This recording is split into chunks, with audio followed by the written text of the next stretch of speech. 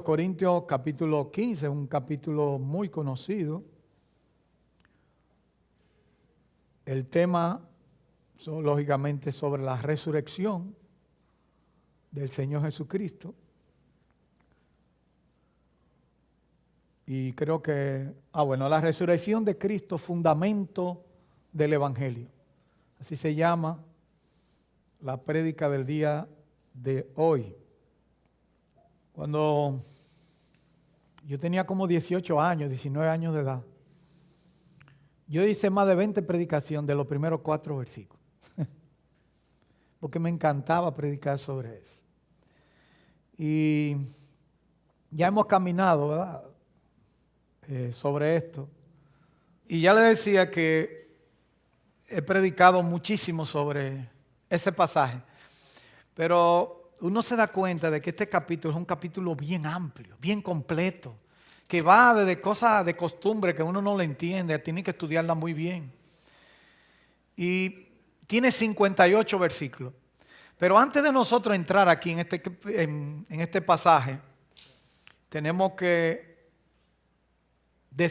hacer un resumen de todo lo que hemos hecho, de los diferentes trabajos hasta ahora. Por ejemplo, en el capítulo 1, nosotros vimos que se trata del problema de las divisiones.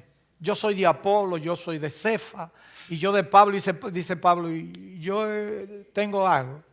¿Acaso Cristo está dividido? Y algunos decían, yo soy de Cristo, oigan, que serán tal vez los más orgullosos porque decían, no, porque yo soy de Cristo. En segundo lugar, en el capítulo, seguimos caminando y hablamos en el capítulo 3 de la inmadurez cristiana y de la carnalidad de algunos creyentes. En tercer lugar, hablamos capítulos 5 y 6 de indisciplina e inmoralidad sexual en los corintios, y tanto que había un pleito tan grande entre los hermanos que hasta iban a juicio con uno con otro. En cuarto lugar, vimos el problema del matrimonio, soltería, celibato en el capítulo 7. ¿Debe la gente casarse o quedarse soltero? Si me caso, ¿es mejor que estar soltero? Si estoy soltero, es mejor que estar casado. Pablo dice, no hay ninguna ventaja espiritual en uno o en otro. O sea, son dos estados que usted puede vivirlo como Dios le ayuda, en cada caso. Número 5, vimos en el capítulo 8, lo sacrificado a los ídolos y problemas de conciencia. Vimos también en el capítulo 9 los derechos de Pablo como apóstol de Cristo. Vimos también la cena del Señor y los abusos en ella en el capítulo 11. Vimos en el capítulo 12 los dones espirituales. En el capítulo 13 vimos la excelencia del amor. O sea, se dice que el amor está por encima de los dones. Mientras que los dones no son permanentes, son pasajeros, el amor nunca deja de ser. Y eso es importante que lo entendamos. Luego hablamos de la regulación del don de lenguas en el capítulo 14 y también vimos el orden del culto. Hoy llegamos aquí al capítulo 15 y vamos a tratar de lo que hemos llamado el problema de la resurrección. Hoy vamos a ver aquí el problema de la resurrección. El problema básico que había aquí en esta iglesia lo resume muy bien Pablo en el versículo 2. ¿Cuál era el problema? Bueno, pero si se predica de Cristo que resucitó de los muertos, ¿cómo dicen algunos entre vosotros que no hay resurrección de muertos? O sea, díganme ustedes. Eso es lo que se ve aquí claramente, que algunos, aunque usted no lo crea, negaban la resurrección. Entonces, si negaban la resurrección, Pablo comienza con Cristo y dice, bueno, pues nieguen a Cristo. Y si niegan a Cristo, dejemos esto, porque eso no tenemos prédica, no tenemos evangelio, no tenemos nada. Y la resurrección de Cristo representó miren, esto es una carta de las primeras cartas del Nuevo Testamento. En mucho primero que los evangelios. Ni hablar del evangelio de Juan, que fue de los últimos dentro de las prédicas. Así que el bosquejo o propuesta que tenemos para hoy es la siguiente. En primer lugar, vamos a ver el evangelio declarado. Versículo del 1 al 4. Os declaro, dice Pablo. Qué sencillo es el evangelio. En segundo lugar, la resurrección.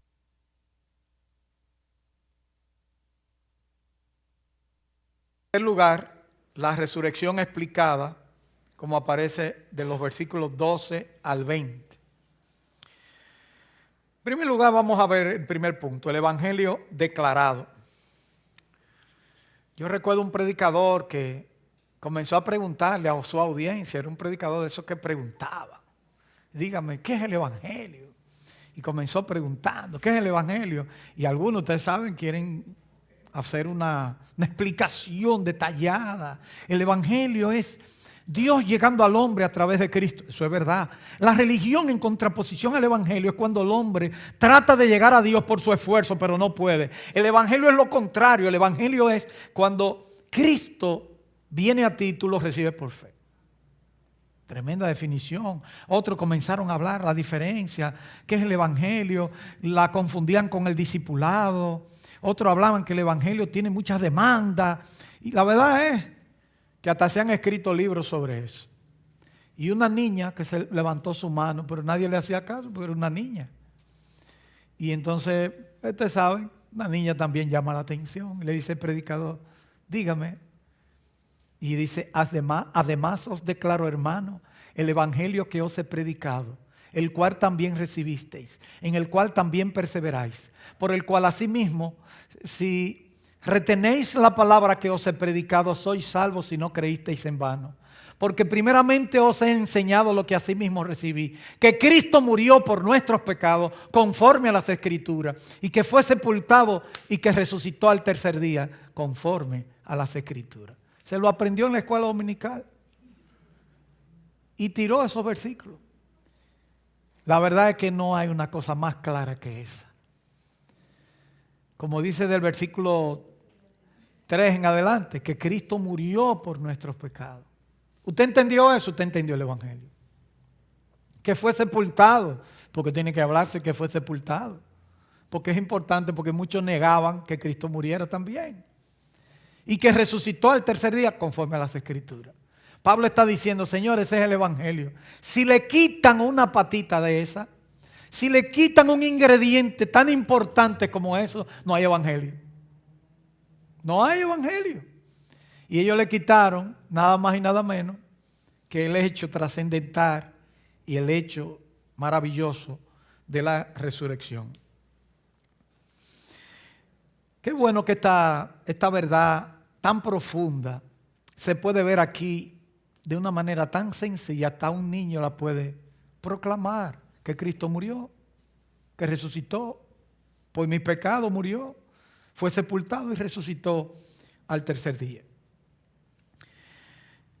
Y Pablo dice en el versículo 3, porque primeramente os he enseñado lo que asimismo recibí. Bueno, es importante esta primera parte porque yo no sé si usted ha estado en algunas discusiones académicas que no se acaban y a veces uno la oye por ahí y dice, señores, en realidad el evangelio lo hizo Pablo. ¿Ustedes no han oído eso por ahí? Pablo escribió 13 cartas del Nuevo Testamento. El evangelio, Cristo no hizo nada. Así casi nadie murió en nuestro pecado. Y ellos se ponen, porque mire, porque para ellos el que sistematiza o escribe es el que es importante. Si Cristo hubiese escrito, dicen, sí, es bueno, lo escribió él. Pero si no escribe, también es malo, dice, no escribió. ¿Cómo quieres malo? Sin embargo, miren, guarden este pasaje de la Escritura. Pablo dice, porque primeramente os he enseñado lo que asimismo recibí. En otras palabras, Pablo está diciendo, yo lo recibí también, yo no me lo inventé. Lo que yo estoy hablándole fue que yo recibí ese mensaje. Y eso hay que guardarlo porque muchas veces nos van a servir. Él deja aquí en claro que el énfasis fue que él lo recibió. Y el énfasis de este pasaje o del evangelio, póngase usted el evangelio en la cabeza. Porque el tema aquí es la resurrección. Sin embargo, Pablo comienza hablando de lo que es el evangelio. ¿Y qué fue lo que recibió? Que Cristo murió por nuestros pecados. Y aquí vienen las tres realidades que tienen que ver con el Evangelio. En primer lugar, la muerte de Cristo por o en sustitución de, por nuestros pecados, como una realidad presente. No lo puede olvidar. O sea, Cristo murió por nuestros pecados ahora. Murió en el pasado, pero su efectividad continúa hoy, mañana, en el futuro. Es una vez y para siempre, como dice el autor a los Hebreos. Que murió por nuestros pecados, eso es lo que se conoce como la doctrina de la expiación. Él pagó el precio por nuestros pecados. Él nos sustituyó. Pero que eso es una obra tan interesante que tiene que ver con la Trinidad completa. Cuando quien entrega a Jesucristo con dolor, pero con amor por la humanidad, porque a veces se olvida que de tal manera amó Dios al mundo. ¿Qué Dios? El Padre. Fue el amor del Padre que se desprenderse de Jesucristo para que viniera aquí. Y eso hay que entenderlo no solamente por un asunto filial de padre a hijo, esto es más profundo. Porque Cristo asumió doble naturaleza, o mejor dicho, Dios asumió doble naturaleza, o Cristo asumió doble naturaleza, la naturaleza humana y la naturaleza divina, mientras que es representado por tres personas divinas. Y esas son cosas que uno no se queda sorprendido. ¿Cómo es que Cristo entonces era 100% Dios, 100% hombre? Es lo que se dice en teología como la unión hipostática, es una palabrita, ya tú sabes, dominguera. Lo que quiere decir es que en Cristo se conjugan sin mezclarse, oigan bien, sin mezcla alguna, la naturaleza humana y la naturaleza divina en una sola persona, en la persona de Jesucristo. Cristo no era Dios y hombre, Cristo era Dios hombre. ¿Entiendes? Eso es importante que se vea. Pero la muerte de Cristo fue a favor mío. Y eso se aparece en todo el Nuevo Testamento. Y viene también del Antiguo Testamento. Y toda esa verdad, Pablo dice que estaba en las Escrituras. ¿Y cómo que estaba en las Escrituras? ¿Dónde está? Conforme a las Escrituras, dice el texto. Así que el segundo punto es su resurrección al tercer día como la base de lo que vino a hacer. Porque eso sella que Él tiene autoridad sobre la muerte y al mismo tiempo que Él se levantó de entre los muertos. Y en tercer lugar, conforme a las Escrituras, que en este caso tranquilamente se refiere, porque no existía el Nuevo Testamento, estaba comenzando a escribirse. ¿A qué Escritura se refiere al Antiguo Testamento? ¿Y dónde habla el Antiguo Testamento de todo eso? Usted no ha leído el Salmo 23. Ahí hay una secuencia, Salmo 22, perdón. Hay una secuencia de lo que son los sufrimientos de Cristo. Y cuando uno lee el libro de los Hechos, que Pedro y Pablo también, dicen por ejemplo en Hechos 13, 34, la próxima, y 35. Y en cuanto a que le levantó de los muertos para nunca más volver a la corrupción, lo dijo así: os daré las misericordias fieles de David. Por eso dice también en otro salmo: no permitirás que tu santo vea corrupción. Se está refiriendo al Salmo 18, versículo 10, que habló también de la resurrección de Cristo. Y no vayamos lejos. El Salmo, otros salmos más hablan, pero todavía más. Isaías, capítulo 52, del versículo 2 en adelante, siguiendo con el 53, habla de los sufrimientos del Señor Jesucristo. Todos nosotros nos descarriamos como ovejas, cada cual se apartó por su camino, mas Jehová cargó en él el pecado de todos nosotros. Como un acto de desprendimiento, de amor. Y eso yo quiero resaltarlo, porque hay personas que se han equivocado, como Marción, que dijo que el Dios del Antiguo Testamento nada más quiere fuego y sacrificio. Ahí no había amor ni misericordia por ninguna parte. Si Dios no hubiese sido misericordioso, ni siquiera el pueblo de Israel hubiese existido. Pero la misericordia siempre ha estado. Se respira en toda la Escritura. Si usted no entiende esas tres realidades que presentamos, la muerte de Cristo por nuestros pecados, su resurrección al tercer día Y lo que dice que lo que él está hablando es conforme a las Escrituras. Pablo dice, yo no me he inventado nada, eso estaba ya dicho de antemano. El Señor lo declaró. Usted no sabe nada del Evangelio. Si usted no entiende eso, usted no sabe nada del Evangelio. Usted nunca va a entender lo que es ser salvo. Usted nunca va a entender lo que significa que Cristo murió por usted. Si usted no entiende eso, usted no es salvo. Usted no entiende nada, usted no ha llegado a los pies, usted no ha reconocido su condición. Pero que al mismo tiempo entienda que está proyectado en todas las Escrituras. De paso, hay alguien aquí que no ha creído que Cristo murió por sus pecados. De paso, hay alguien aquí que no entiende nada sobre eso. Bueno, pues entiéndalo hoy una vez y para siempre. Claro que esto no es solamente un asunto cognitivo de entender, sí, Cristo murió por mí, eso es fácil. Es que yo entonces, yo lo asuma personalmente por mis pecados. Es que yo diga que Él murió por mí. Que yo no tenga que pensar que murió por el otro. Ay, cuánta pena. Hay personas que entienden mucho que Cristo murió por la humanidad. Sí, es verdad. Pero usted tiene que entender que murió por ti. Si no lo entiende que murió por ti, nunca lo va a asumir. Entonces, murió por la humanidad, por todos. Más que eso. Hoy es un buen día y ahí aprendemos varias cosas. Para decirle a Cristo, vengo a ti tal como soy. Entiendo que el Evangelio es Jesucristo y que su propósito mayor es que murió por nuestros pecados, pero que también resucitó. ¿Cuántas personas han oído este mensaje sencillo, pero que te puedes llevar? Es un mensaje tan sencillo, pero tan jugoso y que tiene tantos privilegios. Te puede llevar al cielo. Te puede hacer salvo. ¿Entiende lo que quiero decir? ¿Cómo uno le puede hacer que una gente entienda? El Espíritu Santo tiene que convencer a esa persona. Porque si es una obra humana, hay mucha gente que hasta le hacen la oración, repítela, y ya tú eres salvo, ven. Eso es un asunto de coraje. ¿Cuántos se arrepintieron? 2,000 en el estadio. ¿Y cuándo están? Ninguno están. Pero esto es un asunto que tiene que ser que el Espíritu Santo convenza a la persona y venga a los pies del Señor Jesucristo. ¿Recuerdan ustedes este pasaje tan común? Pasaje de Juan, capítulo 1, versículos 11 y 12. La próxima.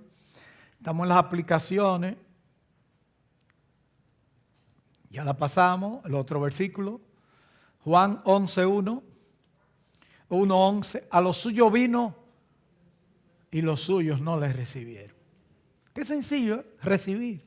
Aquí el recibir es sinónimo de creer, punto. En Juan es así. Juan es muy diferente a los otros evangelios. Habla del nuevo nacimiento. Ninguno de los otros hablan de eso.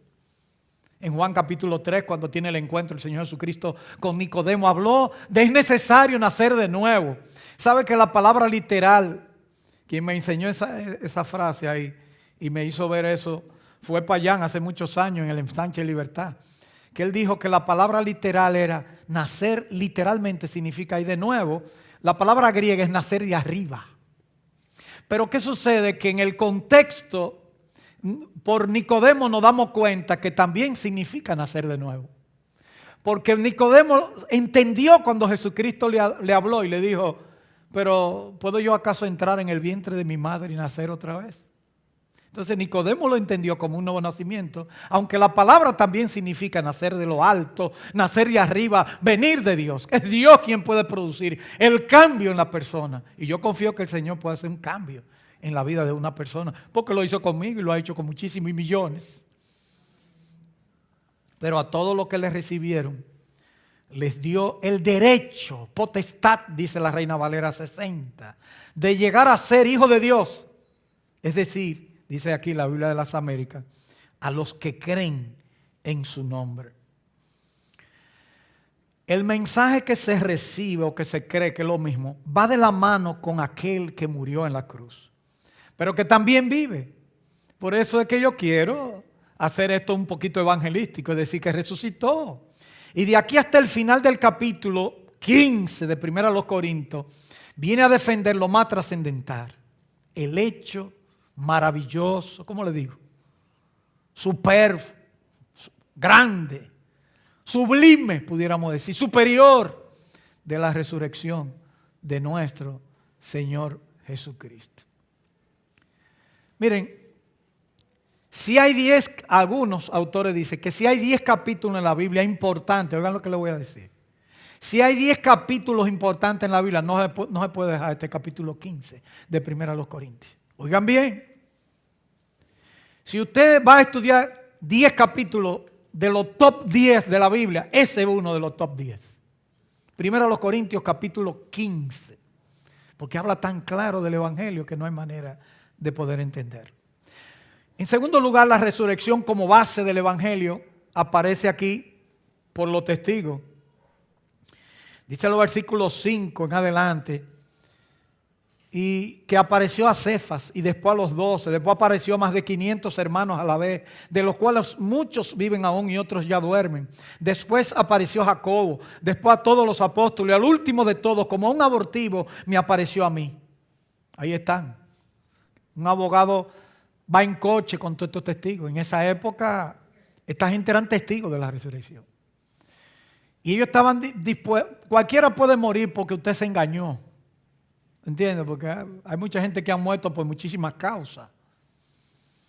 Pero cuando usted está seguro de que puede ser engañado, pero esta gente estaban convencidos de lo que estaban haciendo.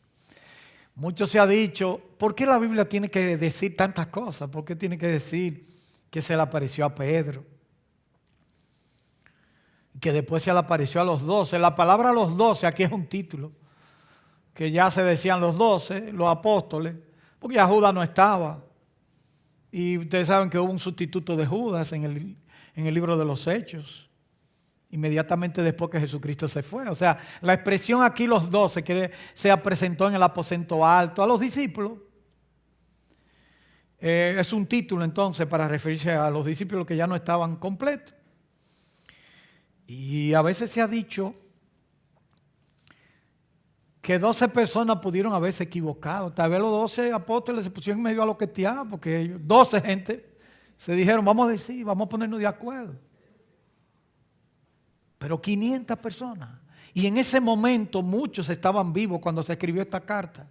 Y otros ya habían muerto, pero Pablo dice, muchos viven aún y otros ya. 500 testigos de la resurrección del Señor Jesucristo. O sea que no fue un asunto que... Esto es para discutirlo con alguien que quiere evidencia. Evidencia, como dice Josh McDowell, que exige un veredicto. Testificado por Jacobo, porque habían dos Jacobos. Había Jacobo y Juan, que eran hermanos, eran discípulos del Señor, de los primeros discípulos, hijos de Zebedeo. Y se le llamó hijo de trueno también, Boanerges. Pero también estaba Jacobo, el hermano del Señor Jesucristo. Señores, porque la familia de Cristo hay que reconocerla. Después que Cristo se fue, parece ser que de manera especial el Señor se le apareció a Jacobo, el hermano del Señor Jesucristo. Hermano de carne, hijo de María y José. Al igual, porque esa familia era una familia ejemplar, una familia de estudio de las Escrituras, era una familia santa, buena. Como se nota, por ejemplo, que de esa familia no solamente salió Jesucristo, salió este Jacobo y también salió Judas, no el Iscariote, sino el que escribe la epístola general al lado de Apocalipsis. De manera que tenemos dos hermanos de Cristo que escribieron libros en el Nuevo Testamento. Santiago o Jacobo, ya tengo un nieto que se llama Santiago.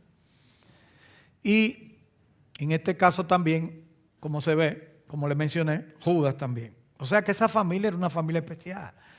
A veces cree que incluso que muchos de sus hermanos no creían en él. ¿Recuerdan ustedes que los hermanos de Jesús tuvieron un encontronazo con Jesús? En Juan capítulo 7, recuerdan ustedes, pero ven acá. En la fiesta de los tabernáculos había gente ahí de todas partes y los hermanos de Jesús, hermanos de carne, le dicen, pero ven acá, pero muéstrate, porque uno tiene que darse a conocer, uno no puede quedarse trancado, muéstrate. El Señor Jesucristo, tranquilo, no ha llegado mi hora. En el último y gran día de la fiesta, Jesús fue a la fiesta. Y era un día especial porque se acabó el agua, el vino, para la purificación, el agua. Y él alzó la voz y dijo, si alguno tiene sed, venga a mí y beba. El que cree en mí, como dice la Escritura, de su interior correrán ríos de agua viva. Eso dijo de los que habían de creer en él y que el Espíritu Santo iba a cambiar su vida. Porque también la Biblia habla de esa realidad. Porque el nuevo nacimiento es una obra que es el Espíritu Santo que la realiza. Y si no la realiza Dios con la muerte de Cristo, con el Espíritu Santo convenciéndolo y el Padre entregando a Cristo, esa obra no sirve. Y si quitamos uno de esos, tampoco sirve. Y aquí aparecen todos estos testigos, testificada por el mismo Pablo. Entonces Pablo se pone y dice, Pablo, pero como si fuera un aborto, uno que nació antes de tiempo. Porque Pablo no se consideraba, y tal vez algunos lo consideraban, es posible que en Corintio le tiraran. No, porque tú no estabas con los 12. Y Pablo dice, yo no soy digno ni siquiera de ser llamado apóstol. ¿Por qué? Porque yo perseguí a la iglesia del Señor Jesucristo. Como dice el versículo 9, porque perseguí a la iglesia de Dios. Pero por la gracia de Dios soy lo que... A mí me encanta ese versículo. ¿Cómo está usted, hermano? Dice, por la gracia de Dios soy lo que soy. Y su gracia no ha sido en vano para conmigo. Antes bien he trabajado más que todos ellos. Pero no yo, sino la gracia de Dios conmigo. Como Pablo en un periodo tan corto, casi aproximadamente unos 20 años. Oye, ¿cómo pudo Pablo rendir tanto? ¿Cuántas iglesias? ¿Cuántas cosas? La verdad es que la resurrección del Señor Jesucristo está bien atestiguada. Porque hay enemigos del Evangelio que quieren poner en duda este hecho tan importante y tan trascendental. Pablo aquí entonces, ya ustedes saben, se pone, y aunque trabajo más que todo ello, hace una nota de balance, pero no yo, sino la gracia de Dios conmigo. Qué bueno usted decir eso. Tal vez usted a veces dice, bueno, yo he trabajado mucho, pero ten cuidado. No soy yo, el Señor en su misericordia me ha permitido esto. Porque a veces... Yo he hablado con muchas personas que a veces llegaron tarde a Cristo, dicen ellos. Wow, si yo hubiera sabido, cuánto tiempo perdí yo. Pero hay personas que aunque llegaron tarde lo han aprovechado bien el Evangelio. Por ejemplo, me regalaron cuando yo era joven una Biblia de Scofield. Y yo dije, bueno, ¿quién era Scofield? Scofield era un abogado que se convirtió en alcohólico. Y como a los 40 y pico de años llegó a los pies de Cristo. Y de ahí en adelante dejó todo por el Señor. Y después se puso a estudiar las Escrituras. Y aunque no tuvo una formación teológica en un seminario, lo que escribió fue su Biblia anotada es como un compendio de teología. Una referencia para muchos hoy en día. El Señor, no importa como usted dice, tal vez yo estoy tarde. Venga como usted está el Señor. El Evangelio es para todos y aproveche el tiempo que el Señor se lo da. No diga que yo no doy para nada. En el Evangelio el Señor lo pone donde tiene que estar. Póngase a la disposición del Señor. Y el tercer punto, aparece entonces la resurrección explicada. Ya ustedes saben que el problema está en el versículo 12. Pero si se predica de Cristo que resucitó de los muertos, como dicen algunos entre vosotros que no hay resurrección de muertos. Porque si no hay resurrección de muertos, tampoco Cristo resucitó. Entonces aquí viene a desmenuzar la realidad de por qué necesitamos saber que la resurrección es obligatoria. Es que la salvación, el mensaje del Evangelio, se sustenta en la resurrección del Señor Jesucristo. Sin resurrección no hay evangelio. Sin resurrección no hay predicación.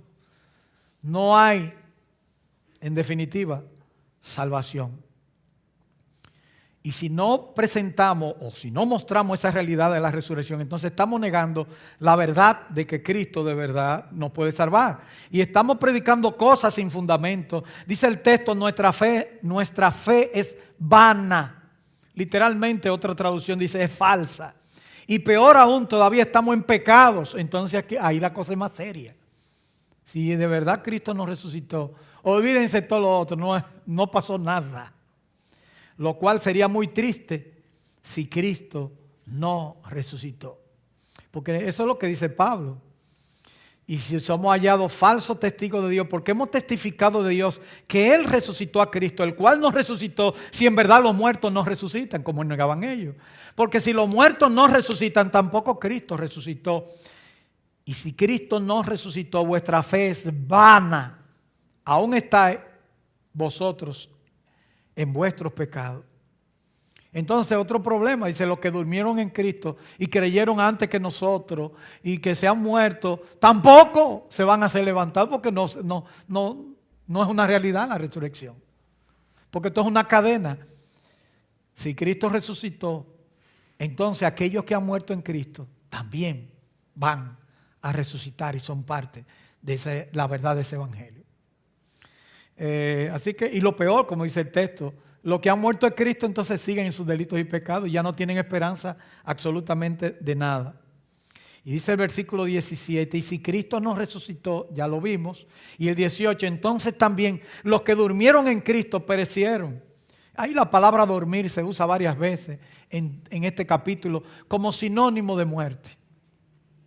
Si en esta vida solamente esperamos en Cristo, ahora casi siempre, un paréntesis, casi siempre cuando se habla de dormir, se utiliza para creyentes. Casi siempre se utiliza para creyentes. Cuando Lázaro murió, él le dijo a los discípulos, Lázaro duerme. Y dice, pues Señor, pero tuvimos problemas cuando fuimos la última vez. Tuvimos que salir corriendo y tú dices que tú vas a despertar a Lázaro. Y dice, para que me entiendan, Lázaro murió. Ah, ahora entiendo.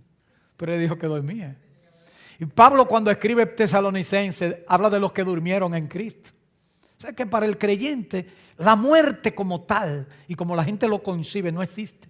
Existe un dormir, un sueño que te van a despertar un día cuando Cristo venga, y eso lo manifiesta más adelante en otros versículos que aparecen aquí bien explicados por el apóstol, pero que hoy no lo vamos a explicar todo. La consecuencia entonces, si no hay resurrección, es que no hubiera salvación. Y como dice la Biblia, Dios habla hoy, y dice así, la consecuencia sería que no hubiera salvación, y si nuestra esperanza en Cristo solamente vale para esta vida, somos los más desdichados de todo. La gran verdad es que Pablo nos ha llevado a pensar más allá, haciéndonos retrotraer como un gran maestro, con un argumento como si dijera, ¿y si Cristo hizo? ¿Y si no pasó esto? ¿Y qué pasaría? ¿Y si Cristo no resucitó? Échense para atrás. Si Cristo no hubiese venido, si Cristo no hubiese muerto, si Cristo no hubiese resucitado, o sea, no completa ese ciclo completo, no hubiera nada, no hubiera evangelio. Pablo nos lleva a pensar en esa realidad y nos lleva tan lejos que dice lo siguiente, versículo 20, pero ahora, Cristo ha resucitado de los muertos. Dice un momento, dice Pablo, todos los hijos, evidencia de eso, la verdad es que Cristo ha resucitado de los muertos. Primicia de los que durmieron es hecho. Porque por cuanto la muerte entró por un hombre, también por un hombre la resurrección de los muertos. Porque así como en Adán todos mueren, también en Cristo todos serán vivificados. Pero esa parte vamos a seguirla para la próxima. Nos quedamos con el 20. Y Cristo como la primicia. Hace alusión a un lenguaje del Antiguo Testamento. Hace alusión al lenguaje levítico. El que ha estudiado la Biblia sabe que cuando usa la palabra primicia, aparece en Levítico 21, 9 al 14, eran la dedicación de los primeros frutos, que eran ofrenda mesíada, y después de esos primeros frutos venía 50 días después, venía de la fiesta de la cosecha, venía Pentecostés, que eso es lo que significa cincuentenario, y la consagraban el resto de la cosecha. Entonces aquí se pone como que la resurrección del Señor es el primer fruto de todas las resurrecciones que van a venir después. Cristo es el primero. Ah, no, pero en el Antiguo Testamento algunos resucitaron, me dice alguien. Sí. ¿Ustedes recuerdan unos huesos que se levantaron? Cuando Eliseo, cuando los huesos le tocaron a unas tumbas, se levantaron algunos. Pero eso, y también Jesucristo resucitó a la hija de Jairo, resucitó a Lázaro, resucitó el hijo de la viuda de Naín, pero esos volvieron a morir. Cuando Cristo se levantó como la primicia, como el primogénito de entre los muertos, se levantó como el primero con un cuerpo glorificado, semejante a la gloria nuestra. Y así será nuestro cuerpo si morimos. Y los que han muerto en el Señor, ahora si Él viene, seremos transformados. Y eso es lo que viene a desarrollarse todo este capítulo. Habla de todo eso. Habla de que si el grano no muere, no lleva fruto, porque primero... Y vienen todos los ejemplos que usted se puede imaginar para demostrar, ilustrar lo que significa la resurrección. Así que la primicia se relaciona ya con el Antiguo Testamento para decir, este es el primer fruto de la resurrección, Jesucristo. ¿Quiénes vienen? Todos los que están en Cristo. Vienen los segundos, los terceros. Aunque se nota por Tesalonicenses que va a haber cronológicamente lo primero que van a ser levantados con el Señor para juntarse con Él en las nubes son los que han muerto. Dice los que han dormido, ¿verdad? Y luego dice, nosotros los que vivimos, los que habremos quedado, seremos arrebatados juntamente con ellos. Y así estaremos en el aire y estaremos para siempre con Él. Eso dice Tesalonicenses capítulo 4, versículo 13 en adelante.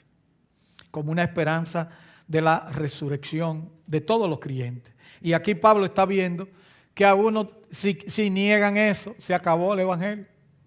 Así que a manera de aplicación, la vida cristiana y el evangelio está sustentada en todo en Cristo. Nuestros pecados son limpiados por su muerte. Pero nuestra salvación es dependiente de lo que pasa después de la muerte de Cristo.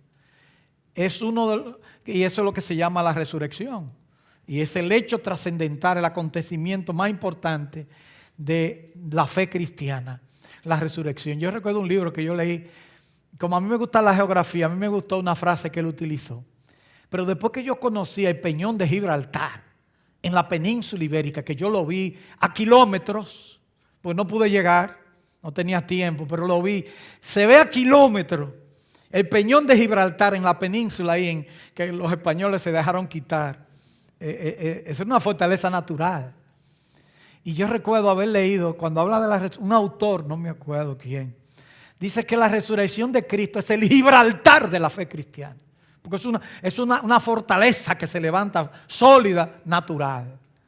Así que cuando ustedes vayan por ahí, por España, vayan a Sevilla y esa zona, cerca de Marbella, en esa zona, ahí está el peñón de Gibraltar. Sin resurrección no hay salvación. Sin resurrección no hay perdón de pecados. Sin resurrección no hay evangelio. Sin resurrección no hay esperanza. Sin resurrección nuestra fe es falsa. Sin resurrección nosotros somos unos engañadores, unos timadores. Pero qué gran realidad. Este versículo hay que decirlo así, con pulmón, versículo 20. Mas ahora, lo único que la Reina Valera con ese más poético, sin acento, lo que está diciendo, pero ahora Cristo ha resucitado de los muertos, primicias de los que durmieron, es hecho. En conclusión, esta es la primera parte de 58 versículos que hablan del tema. La resurrección representa la base fundamental del evangelio, de tal manera que sin ella no hay salvación. Número 2, los testigos que tiene y que aquí se menciona nos garantizan tanto en el pasado como en el presente la importancia que tiene para el evangelio los testigos. Y en tercer lugar, la resurrección de Cristo garantiza que los que han muerto en Él también un día van a resucitar.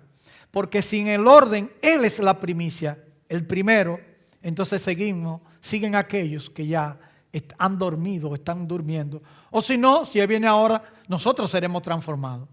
Porque eso lo dice al final del capítulo. Le doy un adelanto. Miren lo que dice al final.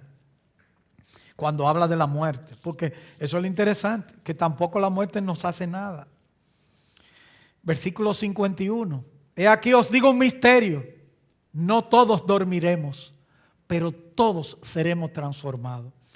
En un momento, en un abrir y cerrar de ojos, a la final trompeta, porque se tocará la trompeta. Después vamos a explicar eso. Y los muertos en Cristo resucitarán incorruptibles, o serán resucitados incorruptibles. serán resucitados y nosotros seremos transformados. Pablo tenía la esperanza de que el Señor iba a venir cuando estaba aquí. Porque es necesario que esto corruptible se vista de incorrupción y esto mortal se vista de inmortalidad. Y cuando esto corruptible, que somos nosotros, se haya vestido de incorrupción y esto mortal se haya vestido de inmortalidad, se cumplirá la palabra escrita: sorbida es la muerte en victoria. Y luego dice: ¿dónde está, oh muerte, tu aguijón? ¿Dónde, oh sepulcro, tu victoria? Y ahí sigue diciendo el apóstol más cosas que vale la pena seguir estudiándola. Así que para la próxima nos toca, cuando nos toque otra vez, seguiremos hablando de la resurrección. Pero hoy quiero despedirme diciéndole a aquellos que han escuchado este mensaje sencillo del Evangelio: ¿qué es lo que están esperando? ¿Qué es lo que quieren? Que el Señor les mueva la cama de noche y le hable: aquí estoy yo. No, este es el Evangelio. Esto es sencillo. El Señor está ahí. Usted quiere tener la garantía del perdón de pecado. No es porque yo confíe en mí. Usted sí confía en mí, usted se perdió. Pero si usted confía en Cristo, que murió y resucitó y garantiza que todo aquel que está en Él le perdonan los pecados, le da la vida eterna, entonces ya está muy bien.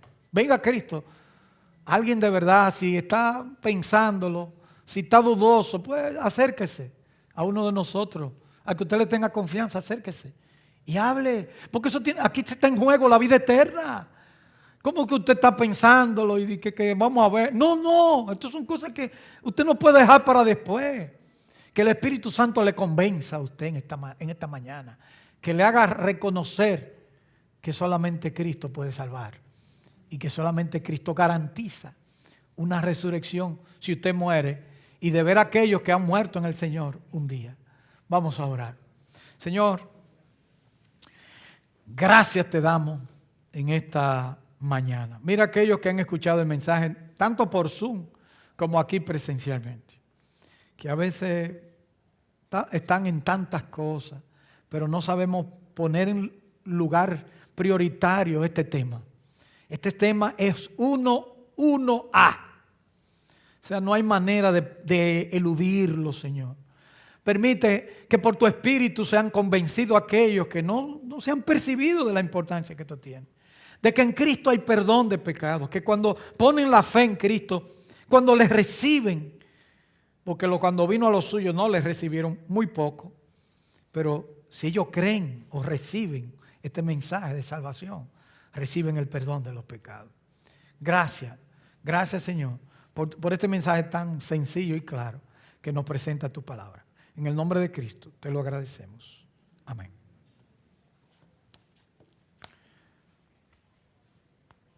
Muchas gracias, hermano. Yo quise ser como lo más sencillo, así como hablar, que se entiende.